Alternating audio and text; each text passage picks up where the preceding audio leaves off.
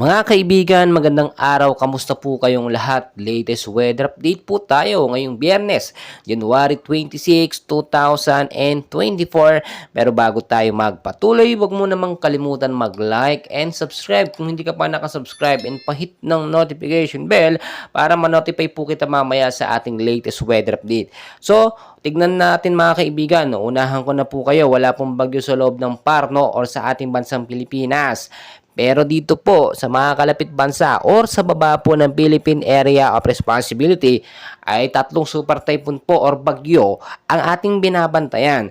Well mga kaibigan, malayo naman wala sa bansa natin, pero minomonitor po natin dahil yung extension po ng hangin nila pa northwestward ay posibleng magkaroon ng epekto or magpaulan sa ilang bahagi po ng ating bansa, especially dyan sa may bandang Silangan at Kanlurang Mindanao. Tignan nyo mabuti, yung mga yan ay nabuo sa kalapit bansa natin.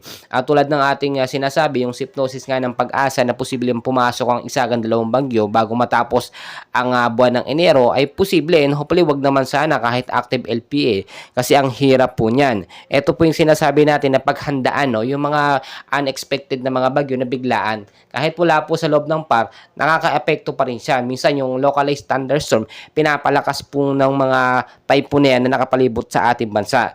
So dito naman sa ating bansang Pilipinas, ang hypnosis natin, shear line, ang nakaka-apekto po sa ilang bahagi ng eastern section at southern Luzon, kasama ng Visayas. Northeast monsoon naman sa ilang bahagi po ng Luzon or Metro Manila. So mga kaibigan, dito na tayo magsimula. Sa Metro Manila at ilang bahagi ng Luzon, maulap na panahon pong maranasan sa hapon. Pero sa umaga hanggang sa tanghali po, expected yun po na mainit po yung panahon, pero it doesn't mean na walang pag-uulan, posibleng o hindi imposibleng umulan sa hapon.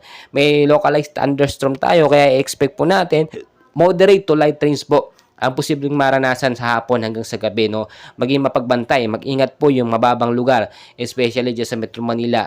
Kaya hindi sa matataas na lugar, dyan sa may Silangan Mindanao, which is dyan madalas dumadaan yung mga active LPA na nabubuo bilang isang bagyo. Mga kaibigan, paalala ko lamang po, always kung sinasabi, know the weather before you go, at magdala ng payong jacket, kapote, panlaban po yan hindi lamang sa init ng panahon, bagkos sa biglaang pag-ulan at sama ng panahon. Maraming salamat at magandang umaga po.